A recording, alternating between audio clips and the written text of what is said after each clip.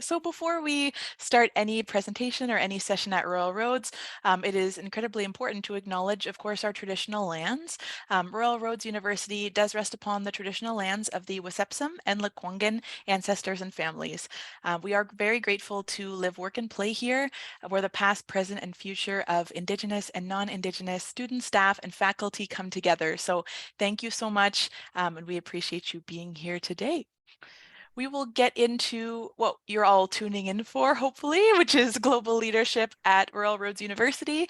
We have a student story for you today. I am privileged to be joined by Dr. Wanda Krause, who is the program head of global leadership. Wanda, thank you so much for being here. Thank you also for having me, and hello, everybody. Thank you so much. We also are privileged to be joined by Peter Huizinga, who is a Master's of Arts in Global Leadership graduate. Peter, thank you so much for being here. Yes, thanks for having me as well. My pleasure. Yeah. And I am Ariana Konjerski. I'm an education specialist in recruitment at Royal Roads University. So also delighted to be co-hosting this with you all today. We have just a small agenda here for you. Actually, a rather large agenda. That's not small. We're just first going to start off, of course, with some welcome and introductions. That's what we're doing now. I'm going to speak just briefly about the Royal Roads University experience. We'll get into a bit of a program overview just very quickly. We're going to hear from Peter about his experience in the program. We'll get into application and requirements for this program, and then also some questions and conversation. But of course, throughout the session, if you have any questions, feel free to just pop them in the chat. We're happy to answer as we move along as well. And I just want to touch on, before we get started, our location. So as it is a global program, of course, it's important to just note where Royal Roads University is. So we are in Victoria, BC, which is in Canada. Population of Canada is about 37 million-ish. And then we have, of course, the populations for Vancouver Island, which is where we are. It's a small island off the coast of Vancouver, which is a larger city that you might have heard of. And we're also close to Seattle. So if you see on a map, we're close to both of those. The top 3 industries in Victoria are advanced technology, tourism and hospitality, and education. I am pleased to say we have one of the mildest climates in Canada. I speak from experience, as I did not grow up here, so I've experienced both ends of the scale. We have roughly a 6-degree winter, which is very nice when you're in the middle of January. We have about a 25-degree summer, so it's pretty perfect weather. We've also won a number of awards, which we are proud of. So #1, Canada's Best Small Cities by bestcities.org 2022. Top 5 best islands in North America, which is pretty impressive. And then 20 best places to visit in 2020 on CNN travel lists. So we have some awards. We're proud of them. And just to speak a little bit more about Royal Roads University, I've included some lovely photos here for you today. We have, of course, Hatley Castle. If you're thinking to yourself, maybe you've seen Hatley Castle before, you're probably right. It's been in a number of movies like X-Men and Deadpool. So it's quite famous. So that's on our campus, which is lovely. You'll notice just underneath Hatley Castle, we have a beautiful photo of the water. This is a place called Esquimalt Lagoon. And it's actually a migratory bird sanctuary. So one of my personal favorite places to just go for a nice walk in nature, see all the different birds, clear my head, and you might love it as well.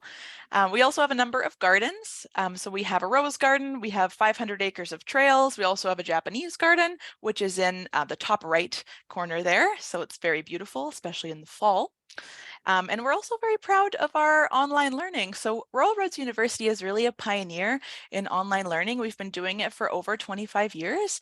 So you'll notice kind of on the bottom right, that represents our connection to online learning, which is where you will take part of your program if you are blended and not on campus full-time. So we'll go into a little bit of a program overview just to start us off for global leadership. So I will hand it over to Wanda and we can get started. Thank you, Ariana, for that overview. I'm also on campus, and so just for warning, if you hear any screeching behind with all the life around us, those will be peacocks. They're very loud and beautiful. So I'm Wanda Krause, Program Head of the Global Leadership Programs, and I'll get into what those programs are in a few moments, but just a little bit about me. I grew up in the Yukon, that's in northern Canada, which is a beautiful place. and not too far. So just really happy to be here on the coast, which reminds me quite a bit because of the mountains and the lakes and the ocean, which we don't have up north. But it's, yes, to your point, Ariana, it's a beautiful area in this part of Canada. Most of my research has been, I've lived actually in my adult life, mostly abroad, so mostly in the Middle East, Europe, and I've done quite a bit of research in the Middle East, so mostly Egypt and the Arab Gulf, looking at women's organizations and networks and participation to create change. So the focus really for me, and the hope is to support students to learn global leadership competencies around change processes. They will, or you will, if you join, learn about systems approaches, integral approaches, gender issues, intersectionality, racialization, marginalization, justice related, and planetary health issues. So essentially, we're looking at wicked problems around the world in context as we think about how these contexts might inform, and I say might because they don't always, different parts of the world. So what we do is we've got a master's program, and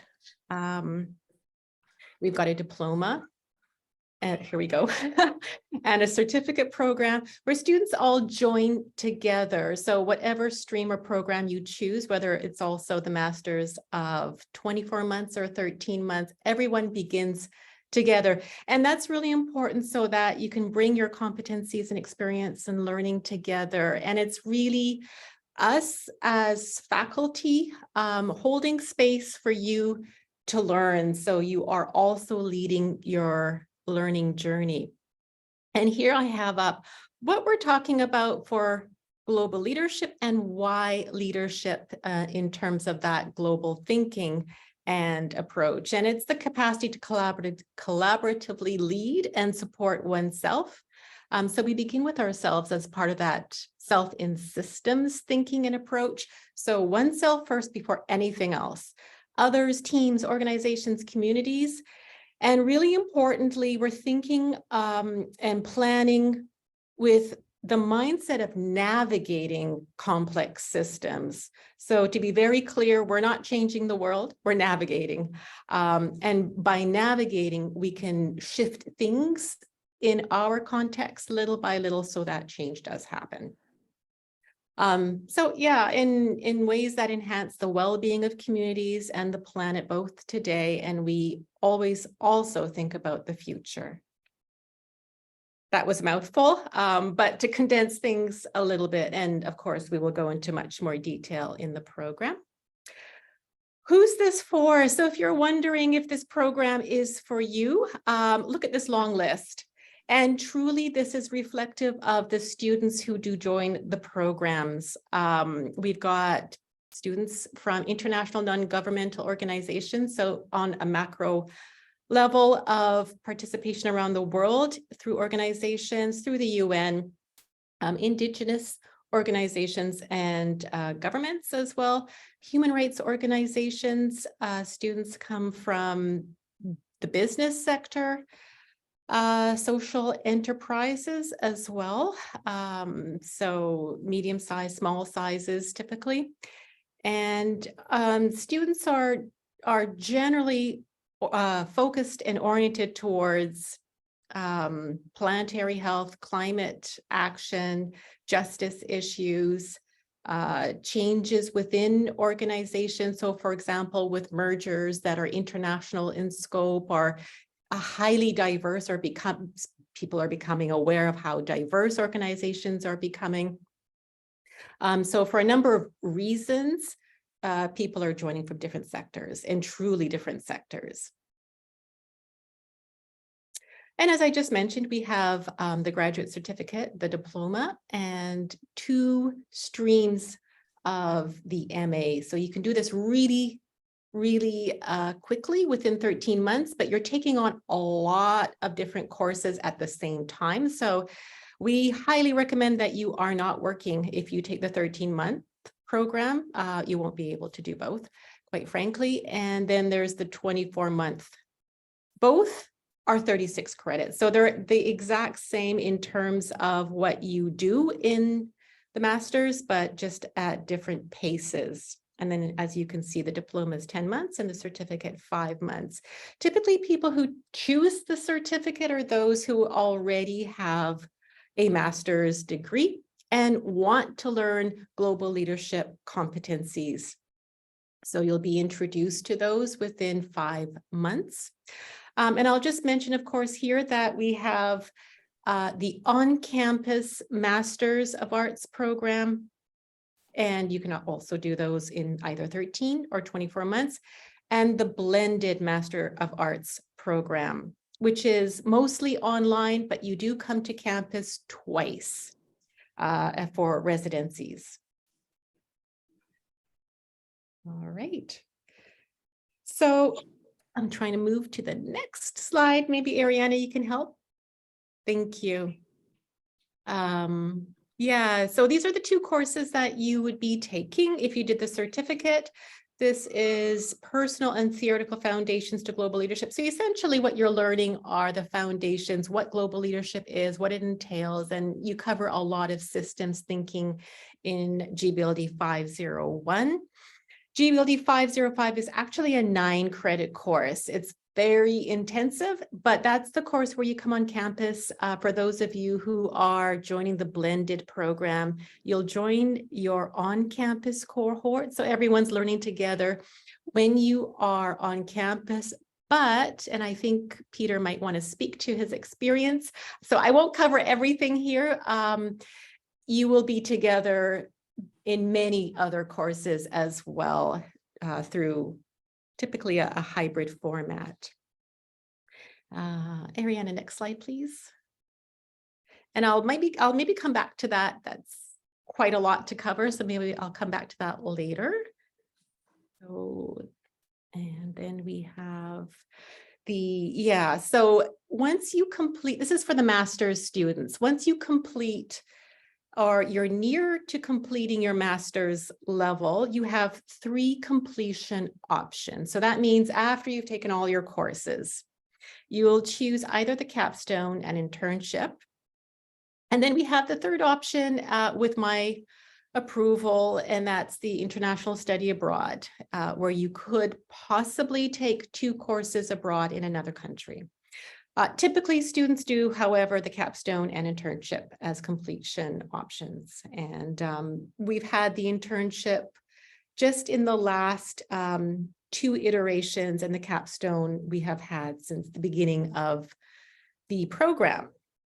And that's where you do a project with typically a community or an organization, a group of people, whatever form that is. And we frankly don't care what that form is, and importantly so, because you're engaging with hopefully different actors who want to see change around a particular issue. So it's not an organization per se, and you're holding space for those actors to be able to create change that really matters to them and others. And based on the global leadership competencies that you have developed throughout the program, by the time you get there, you will have so many insights in how to support this group. It's actually a really fun time. Students will most likely, I hope Peter, will most likely have that experience to share. And it's a very rewarding time, because that's when you actually get to see how you're able to help others create change in their lives and the lives of others. Whatever the wicked problem is around the world, it's not only humans. Sometimes students, and more recently, are concerned with many other things, such as the rights of waterways, for example. Right. Okay, Peter, that takes us to you.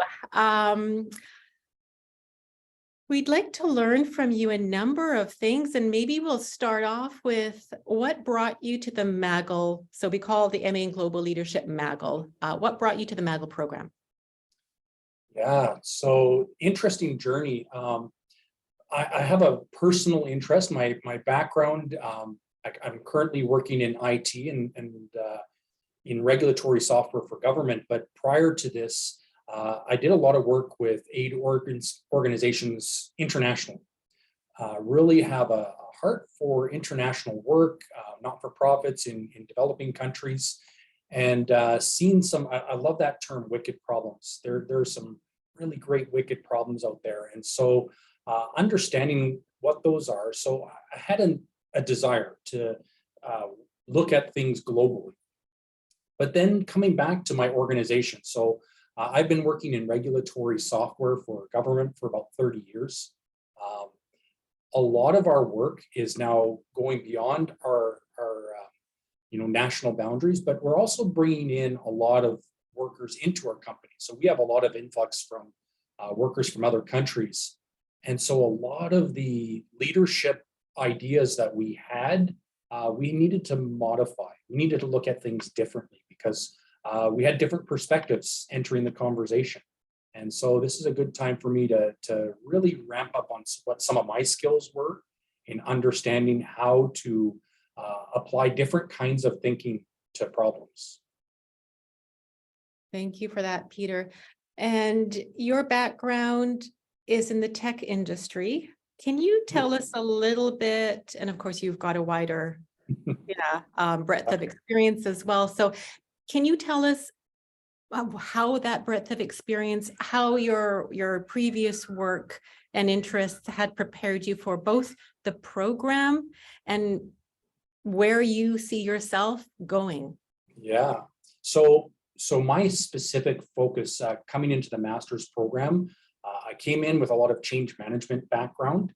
It's where a lot of my focus was, even in my capstone project, was around building a framework for change. And so a lot of that, understanding the complexities, and again, we'll probably hit wicked problems a couple times because, one of my takeaways from my master's was beware of those coming with simple answers. In this day and age, simple answers are not sufficient.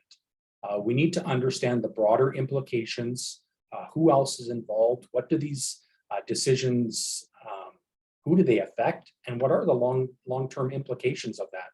So when we look at things like systems thinking and understand how does this decision, what we think is only a national type decision, how does it affect international players? Because unintentionally, there's a lot of international consequences for the decisions that we make locally.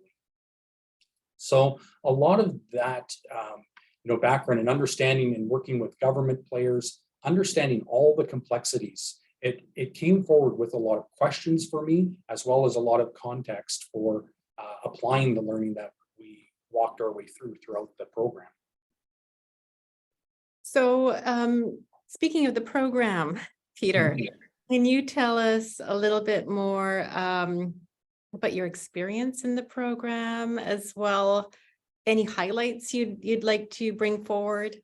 Yeah, lots of highlights. So working full-time, this was an option for me to actually continue doing work and continuing in my education. I cannot emphasize enough that the 13-month would not have worked for me still working. I did end up going the full 24 months, which was a great option for me. I did overlap one set of courses by about 6 or 7 weeks unintentionally. That was very challenging time. So I can understand, take that little extended time, but I was able to continue doing work. I was able to apply what I was doing for work to what I was learning and apply what I was learning to the work that I was doing. It was very coincidental at times that I was facing a problem with a particular client. We're working through some stuff, and we started going through some of the works in one of our classes, and I'm like, oh, here's some tools I can use to apply to this situation. So it was fantastic. I as well did the blended program. So that allowed me to do a lot of my assignments in the in-between times. Sometimes I had a lot of available evenings, but it also I had some available afternoons or mornings sometimes, depending on my schedule. And so I was able to flex with some of the assignments and some of the interactions with my cohort. So going through the master's program, we traveled as a cohort mostly. Most of us coming in through the program traveled throughout the program together. And I graduated, 3 years ago. I'm still in contact with 90% of my cohort. We text each other, oh golly, probably on a weekly or bi-weekly basis today. It's still kind of fun. That's become my extended community. We were able to meet on site. Now I went on the international trip as well, and doing the research, and so we got some extra time in together as a cohort as well. But the on-site times to put personalities to posts, because when you start off the program, you're very rigid. As soon as you get to meet the people and as soon as you get to understand, you get to hear the voices behind the comments. And then very quickly, our online interactions were much richer and we were able to continue it. So it was an augmenting, and didn't have to be on site or on campus every day, which was fantastic to allow me to keep working. But yet you were still able to have much more fluid interaction as a cohort in the blended program. So we were mentioning this a little bit earlier. Do have to give lots of credit to Royal Roads and the staff. The online facilitation was fantastic for me, with both the professors interjecting online in some of the group discussions online. It was really, for me, one of the best experiences from a blended perspective, that we were able to actually get that much conversation in. And it wasn't a one-way lecture style format, which is not my personal style of learning. It was much more where the professors gave you content to go through and then asked you to process it, and then walked you through the journey of processing the material and really interacting with the material, which was great, and saying, well, I don't understand it this, or I see it this way, and others in your cohort could challenge, and your professors would challenge. It was really an excellent experience from my perspective. So many highlights. So my class actually was the very first COVID graduation. So we didn't actually get to come together for a grad, which was, yeah, we were all amped up for that. But we did come back later. When there was ability to come on site, and we all gathered together, and we ended up having a bit of a class reunion, which was a lot of fun for us. And the cohort I walked through, I mean, they're part of my life. They're part of my learning journey. The professors I walked through the courseworks, they remain in my contacts and they remain on my text list. So you do enter a learning community. I think when I came into the program, I saw this as a destination, and it's ended up just becoming a mile marker on a learning journey. And so rather than being a terminus, no, actually, it changed a lot of how I operate as a leader, which is rather unexpected for me. I just expected to get some, good learning, some tools, stuff I could throw at people. And it actually changed a lot of how I look at problems today.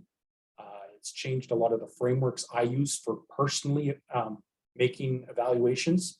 I sit on 4 boards at the moment as well.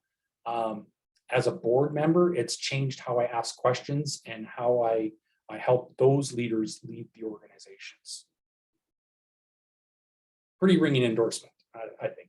Oh, yes, absolutely, Peter. And, just listening to your enthusiasm and recounting of things that I'll explain in a moment for those who are not familiar, just it warms my heart to know that you had this experience. And I believe many students do have a similar experience. And, that just reminds, or you're reminding us of how unique the program is. And yes, I'm just putting it out there. I strongly believe that the program is very unique. So yeah, I come from a business background, and so I was looking at going down more an MBA style route.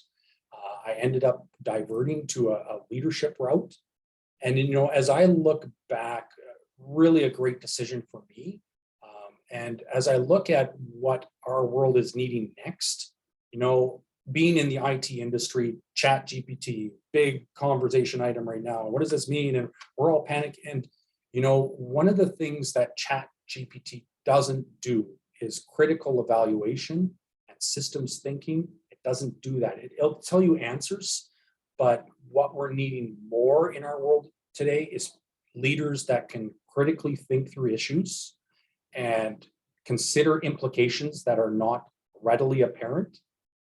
So asking the right questions is ChatGPT can do a good answer of once I've asked the question, but understanding what's the right questions to be asking, yeah, that's a leadership skill. Yeah, no, thanks for pointing that out, Peter. Really, really important as we're thinking about ChatGPT. You mentioned a course where there was a little bit of an excursion abroad, and I just highlight because we didn't cover this in any of the slides so far, but this is the draw for many students. Some students have actually said, this is why I came to the program initially before learning what the journey is all about. And that course, it's called GBLD 535. And it's an international excursion. It's a learning opportunity, and it's a course, of course, for students to go abroad. And typically we have gone to Ecuador several times now. Students are gearing up right now to go again, and we have a full course going in the fall to Ecuador. And I'll just mention Lisa Korak is with us, as well as Carla Shearer, and the both are with us as a group to answer questions as we move along. But Lisa goes every time to Ecuador and helps students, along with the faculty member, understand the context. You cover so many different spaces and places and communities and experiences that just become so memorable and phenomenal for learning. And the idea isn't, this is what happens, I think, Peter, students, because you're learning the global leadership competencies, want to jump in because there's many challenges within the spaces that you cross to help in those communities and offer your insights. We hold students back because it is a learning opportunity to really, and then you mentioned, Peter, asking the right questions as a global leader. This is that opportunity through this course to learn what kind of questions need to be asked, not so in essence, when to lead, when to follow, and how to combine those two approaches to leadership so that you are learning from the community so that you are eventually able to support in the best way. So that opportunity is fun, but it's an opportunity to really deeply learn intercultural aspects around just different ways of thinking, being, and doing. So it's been Ecuador for the most part. We did have over COVID when no one could travel. We did have an opportunity to collaborate with Priya in India online, and Priya they did a fantastic job of having our students over in, wherever they were around the world, but let's say mostly in Canada, be able to tune into different communities within a split second. So they were in different communities, different places, dealing with different challenges. And so students were able to go in and ask the different partners and actors in those spaces questions. So hopefully we won't have that again online, but just to mention that, if anything were to happen as the world moves along the way it is moving along right now, we will always be innovative in the way we put our courses. So we always have ways of innovatively having students learn. And that was the one course with the excursion. Is there anything else you wanted to say about that course, Peter? Oh, golly, so Lisa's online. So Lisa did a fantastic job of coordinating. I've traveled overseas a lot. This was like, wow, I probably one of the most enjoyable overseas travel because everything was done for me. Lisa has my hotels and my food, and oh, it's amazing. We got, wow, I was looking through some pictures not that long ago of just that trip. The number of experiences, the number of interactions, the number of learning opportunities, everything from being on a UN training base to there was a military college. They have indigenous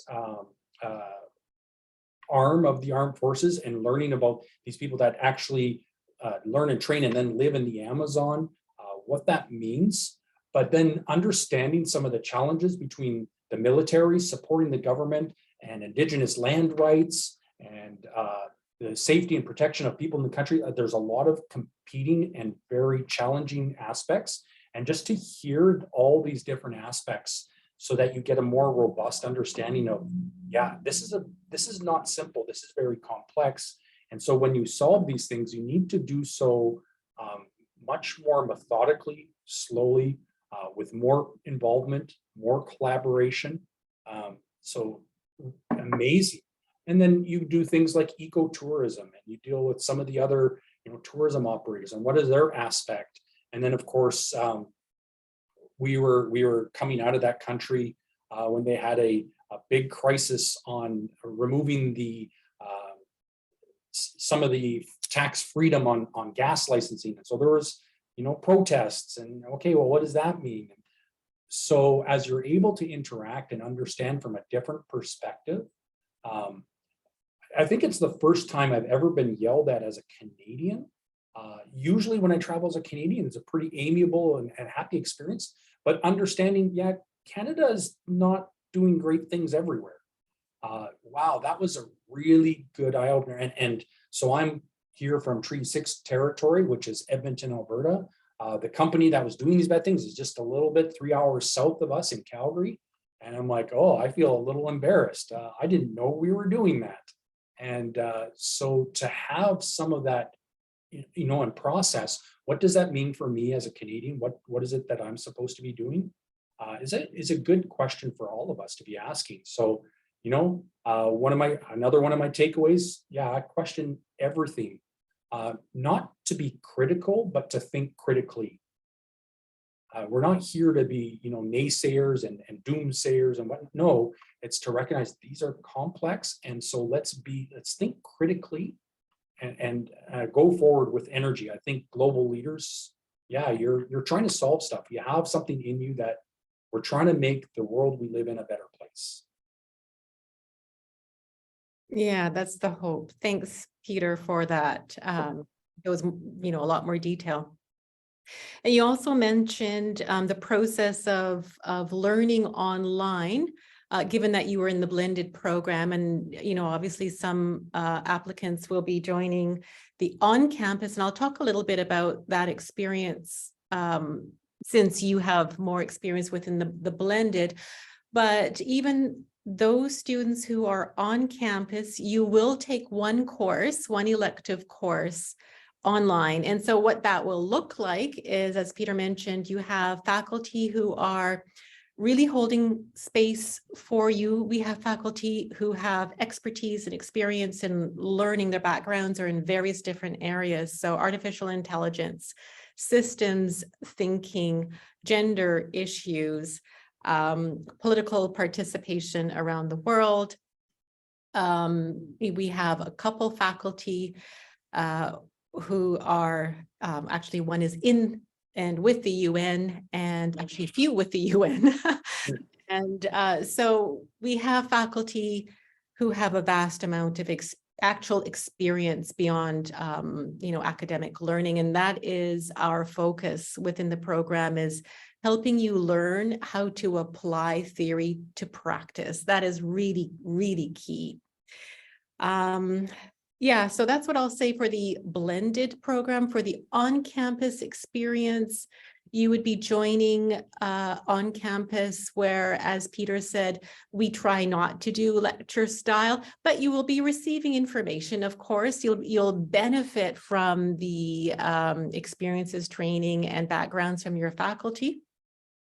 And then you will be able to participate with other students, well, on campus, in class. But as Peter mentioned, we do have many options to participate with students who are coming in from the online. So more often than not, you'll be in class, but you'll be speaking and coordinating and collaborating with students who are on, online as well. So we have quite a bit of experience doing that now. I think it's 3 years on, Lisa. So we're very innovative, I hope by now quite smooth with that, because there's a lot of complexity. Maybe Lisa can, offer anything more that I'm missing with this, but I feel it is just a fantastic opportunity. Not a lot of programs do this, to be honest. And it's a fantastic opportunity for you to learn from people within Canada and people who are elsewhere. And, because it's about global leadership competencies, you can't do this on your own. You really can't sit in front of a computer or in front of a textbook and learn it. You have to move through the journey and the process of working with diverse others. And we really try to hold space for that thinking and practice to happen. We do a lot of thinking and planning for that to really be the experience of students. So we always hope that we're hitting that mark, because it's really important to us for global leadership learning. One of the things I should mention too, Wanda, just because I'm cognizant that we're not all in the same time zone as well. And for those of you that are tuning in, that you're probably way early or late at night, because we went with more of a forum style learning on some of the courses, it enabled us to have asynchronous interaction that we didn't all have to be. It's not like we're all tuned into a TV monitor at 1 o'clock in the morning or anything like that.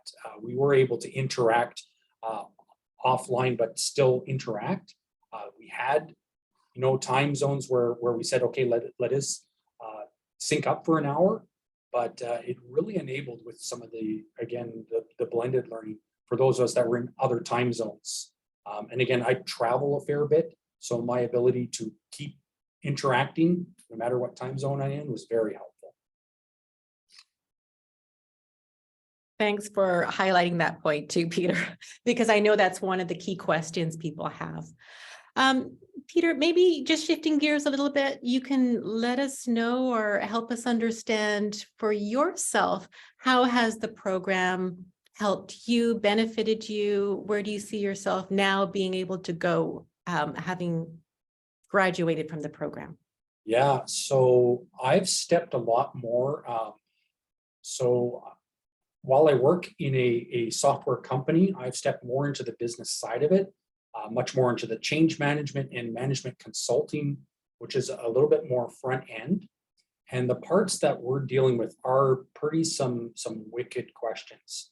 We're stepping into government organizations that require permitting and licensing software, inspection software. However, I'm stepping into, and not all of them are in North America anymore. We're starting to go internationally. We're stepping into some very, can we say, gentle or fragile situations where we recognize that there's things happening organizationally that shouldn't be. One organization actually happens to be in the US. The FBI investigation actually got underway, and we're having to navigate the organization at the same time while that's happening, because there was some corruption charges. So that's challenging, and yet to not just throw everything under the bus, to say, well, how do we have a positive outcome in this scenario? What are the things that we need to do? So I'm doing a lot of much more management work with senior leaderships in these organizations, helping them navigate through some of the scenarios of how do you incrementally bring improvement? How do we start to do so in a way that is sustainable? Because if I just come in and slam in a solution, That's not, it doesn't feel like them, doesn't taste like them, it's not going to sustain, it's not going to last. And so in many regards, like you'll hear, another one of my takeaways, travel as a group, the whole collaborative aspect of global leaders, understanding and saying, no, we need to build this, we need to co-create, we need to work together to make these things. Big emphasis and saying, okay, how do I make you arrive at a framework that you can sustain, that feels like you, I just get to be part of it. It's not mine, it's yours. So that's for me, moving more into that arena, which I see software is becoming pretty ubiquitous. You can get software anywhere. What's our distinguisher as a company? Well, it's really going to be in that implementation framework. And again, that's much more of the competencies where you need leaders to deal with that. You need people who understand the complexities, who's in the room and who's not in the room, who should be in the room, who's getting heard, who's not getting heard. Does that matter? What are the implications? Who does this affect? While this is good for me, is it good for everybody? One of my good friends who was dealing with some racial stuff in the southern states gave me just a golden quote that before wasn't good for everybody. As we talked about, hey, let's get things back to the way that you were before. And well, you're right. Is that always the answer? And so taking this learning, understanding some of the frameworks that you get introduced to, some of the learning paradigms, and as well, we did a lot of work on group facilitation and understanding how to bring disparate groups. One of our assignments, not going to say what the assignment was, but the global leaders, fairly entrepreneurial, fairly out of the box kind of people, fairly forward thinking. When you put 5 leaders into a room and say, okay, do this thing, who leads? Well, we enter this scenario a lot where we put in a room with a bunch of people we don't know and everybody wants to lead. Well, how do you lead together? How does that work? And how do you share the leadership? And what's a productive way of doing that without using just force or the loudest voice wins? Because sometimes it's the softer voices that actually have a lot of value. And how do we elevate those ideas? And then, last thing, because I've got a list of, my 5 big takeaways. I got another takeaway. Trust the process. You'll hear that a lot at Royal Roads. People tell you, trust the process. You're going through some stuff and you're like, I am not getting what is going on. Yeah, no, actually, when you get to the end, you're like, oh, is that the journey we were on? Interesting. That was, and without taking the shortcuts, it's very good as a leader to actually walk the miles and to actually do the work of doing the learning. And then be comfortable with being uncomfortable. That's huge.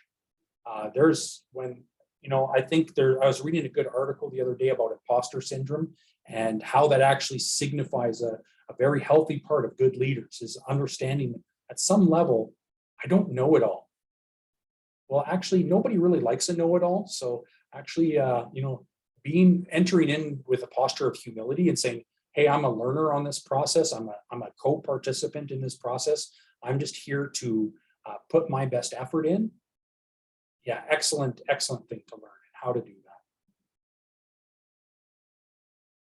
There's a lot there, Peter, but I will just highlight the imposter syndrome. I think it's, thank you for bringing that to discussion, just awareness, because most of our students at some point in time bring that feeling forward to one of us and, sometimes share with the group.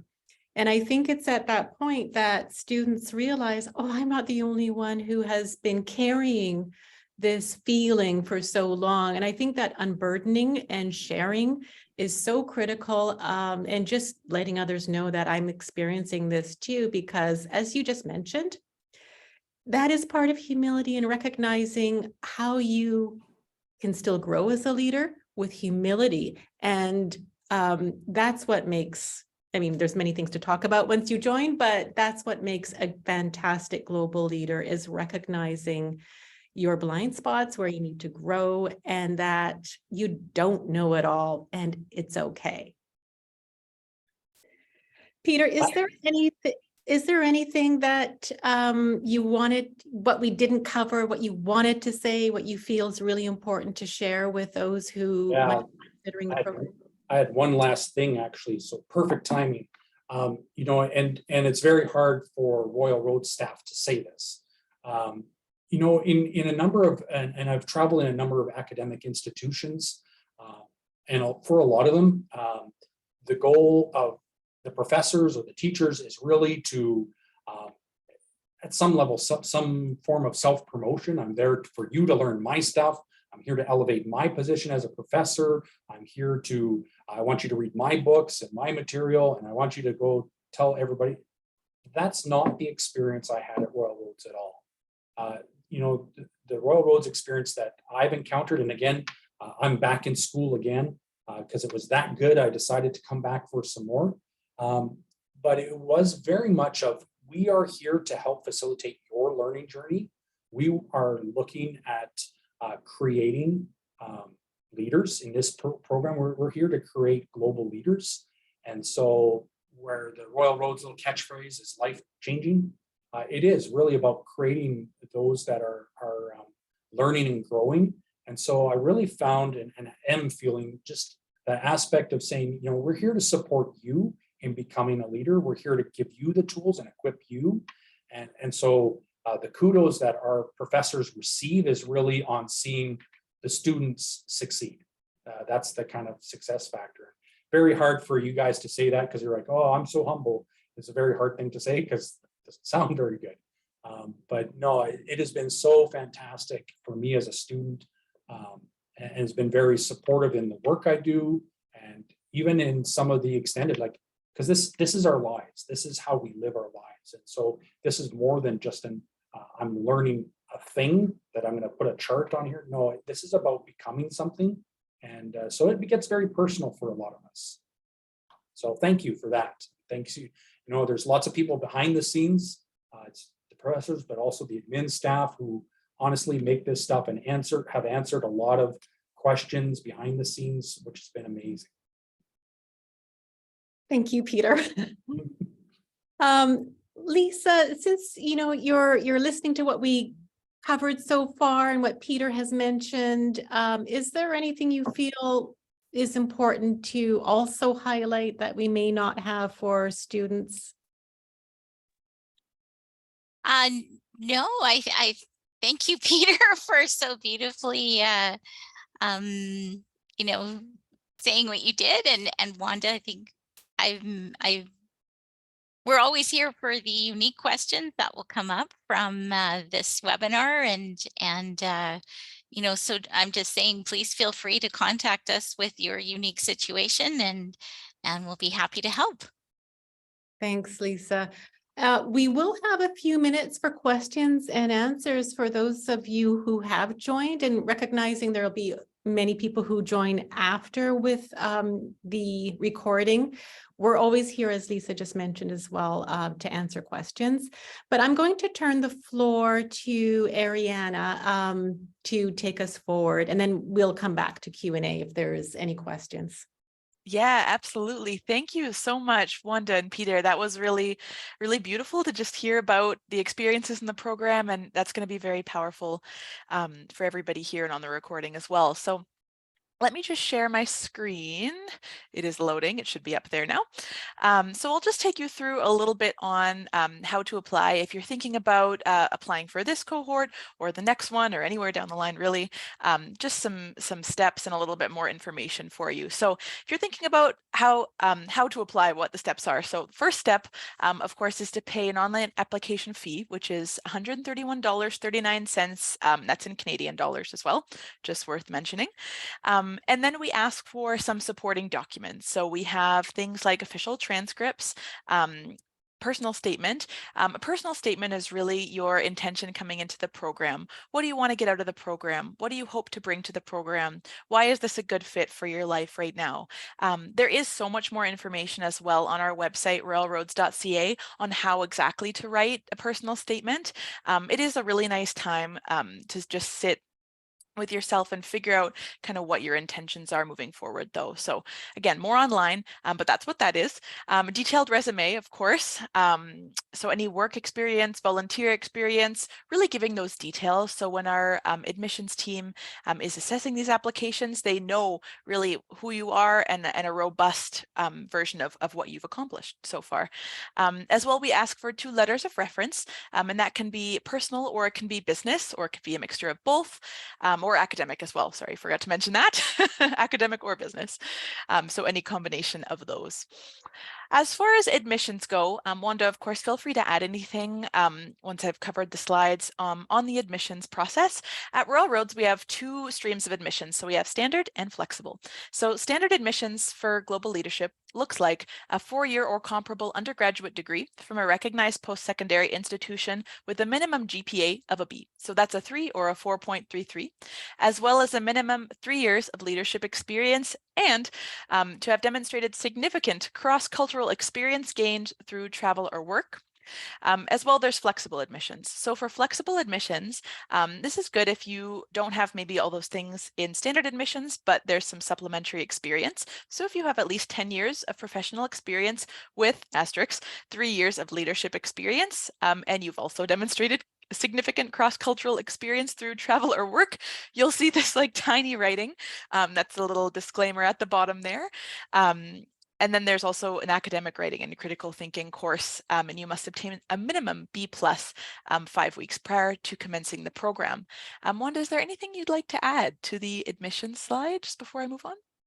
Thank you for that quick and comprehensive overview, Ariane. The only thing I would love to say is sometimes I can glean from applications that there is significant cross-cultural experience, but it has not been stated in the applications. So please do highlight if you have done any volunteer work that's related to justice issues, planetary health issues, just simply activism, helping others that you think might be discounted because it's, it wasn't in a formal sense. If it's done, in your community in an informal sense where you're helping others and you've stepped in, please write that. Please describe what you did. And if you can also add how much time that took you, so that we can also add up the, if it's flexible, then within the 10 years, if it's standard, then within the 3 years. But we really want to learn what you have done in terms of connecting interculturally and connecting to marginalized, racialized, poverty-stricken communities, those who need extra support. So what have you done? Please do describe that, and that will help your application. Thank you. Yeah, thank you so much, Wanda. I just wanted to give you the floor to highlight that. So that's perfect. A little bit more information on that. And again, there is more information, of course, on our website as well. As far as upcoming intakes, I'd just like to highlight a few things. So we have the blended 13 and 24 month options that we were talking about. Start date for those and for everything really is October 2nd, 2023. We also have an on-campus option. You will notice the application deadline for blended is July 2nd. An application deadline for on-campus, it does say April 2nd. However, everybody's situation is a little bit different. So please do reach out to us if you're thinking about joining the 2023 cohort, and we can kind of assess accordingly. There will also be, of course, dates in 2024. They're just not up yet. So look out for those. So just a asterisk there. And we also have the graduate diploma, of course, and the certificate options. Again, October 2nd, 2023 and July 2nd, which is coming up. I can't hardly believe it's May. So if you are thinking about applying, the good thing to do is, of course, get your application in as soon as possible. Get your documents in as soon as you can. And if you need support, please reach out to us. We'll have contact info in just a second here. There are, of course, services available to you We have financial aid and award services. I speak from a soon-to-be student at Royal Roads myself. They are really wonderful. They're super quick at answering your questions. They have all kinds of resources, way more than you think. So we have loans, bursaries, scholarships, awards, the list goes on, emergency funding, everything. So every kind of funding you could dream of. They're a very helpful group of folks, and they can be reached at royalroads.ca, admission, financial aid awards. Of course, you can type that into a search engine as well. We also have enrollment services. Carla's on the line here from enrollment services. I'm biased. They're a really wonderful group of people. They can be reached, and this is our kind of main email. If you have any questions, learn.more@royalroads.ca. In the follow-up, this will be sent so you can click on the email as well. There's also some numbers. So if you're tuning in from Victoria or BC, we have the local number, and then 1-877, that's the toll-free number for North America. You can call as well. They can really help you narrow down your program options. They can connect you with students. Of course, we heard some wonderful experiences today, but if you really want to chat one-on-one with somebody about what their experience was like, there's groups of students that they can connect you with too. So they really are wonderful at answering your questions, just chatting it out with you to see that this is the best fit. And again, Carla's put her info in the chat as well. And if you have any questions, please feel free to type them in the chat. That does wrap the presentation portion up. While we're kind of wrapping it up here, of course, we'll invite any questions, type them in. We're happy to answer, and then reach out if you have any questions as well. I will just stop sharing my screen here, and then we can maybe wrap it up here. Wanda, Peter, is there anything you'd like to add before we top it off today? No, I mean, it was a pleasure to be here with you guys today. And, you know, you can just hear, I had a great experience and would encourage more global leaders. We need more of them. So. Fully Absolutely. agree. Sorry, Ariana. Oh, no, go ahead. Yeah, I see. Mayank, if I have pronounced your name correctly, you have a question. Please go ahead. And I'll just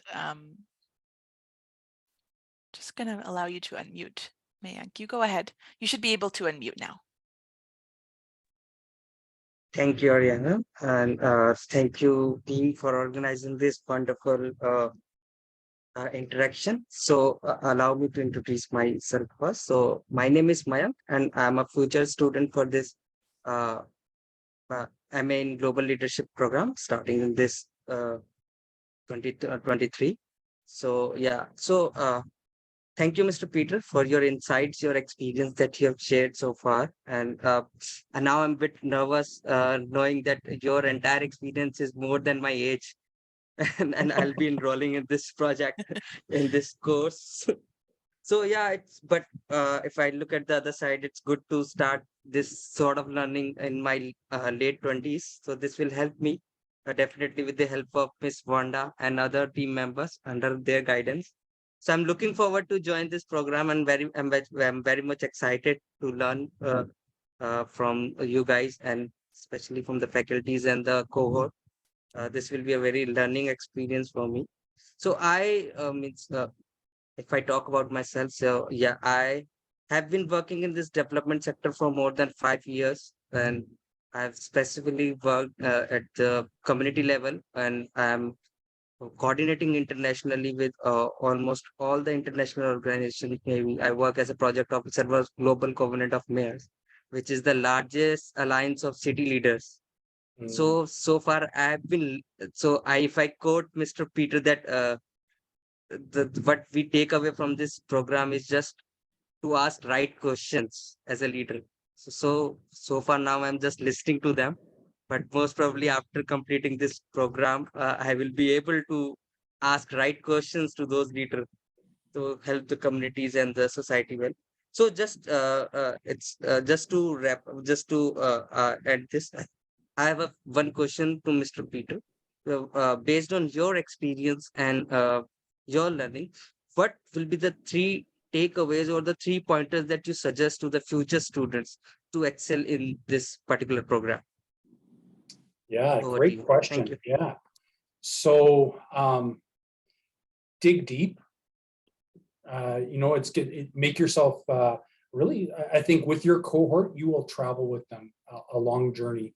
And so to not be afraid to ask questions and to dig in and to really say, well, what do I think about this? There's a lot to be asked. And so sometimes we try to put up a facade or a fake of who we are. Honestly, at the end of this program, nobody's actually, what you'll be judged on is by how much you learn, not by really this facade that you put up that I've got it all together. So that level, probably my first advice, getting comfortable with being uncomfortable, right? There's a lot of times you'll feel very uncomfortable with, you're either overwhelmed or you're not sure where this is going and whatnot. Reach out to both the professors and staff of your cohort. Just put it out there and say, guys, I'm floating here. Where are you guys at with this? And it's very helpful in a safe environment, because you don't do that everywhere, but in a learning environment, very good place for that. And so you travel together as a group. And then there's a lot of material in any academic thing. Stay on top of it. If you let things delay, it just becomes a bigger and bigger stone. So for me, myself, just realizing I had to set a very good schedule and rhythm for myself in learning. You don't have to do everything, but do something, right? So I just made sure that I just took it a little piece and continuous at a time. Otherwise it becomes overwhelming. And then you're like, I don't know how to catch up. So you just stick with it. But the pace is, in my opinion, very maintainable. It is a fair bit of work. You have to commit to, I think I committed to about 15 hours, 20 hours a week. I put that time frame in there available for myself. And that was in evenings. My Saturdays were pretty much, I gave myself until 9 o'clock to drink my coffee and look at the sunrise. But then, okay, now I'm back at her. And so just keeping that rhythm of learning makes it not overwhelming. Thank you so much for your efforts, the guidance. Definitely, this is going to help us, and I'm very much sure that I've chosen this course, particularly Royal University, after a deep research about the curriculum and especially the focus they have on the research part. So I believe I'm in a good hands. And, so looking forward to join RRU on campus this coming intake. And thank you for this. This will really gonna help me a lot to complete my this program. Excellent. Thank you. Excellent. Thank you so much, Mayank, for your question. Thank you to Peter. And again, thank you to you, Wanda, as well, for just this wonderful wealth of information. I see we're a little bit over time, so we will wrap it up now. But again, if you have any questions at all, please reach out, learn.more@royalroads.ca. It's in the chat, and it'll be on the recording as well. Thank you so much, everyone, and we will see you in a future webinar. You take care.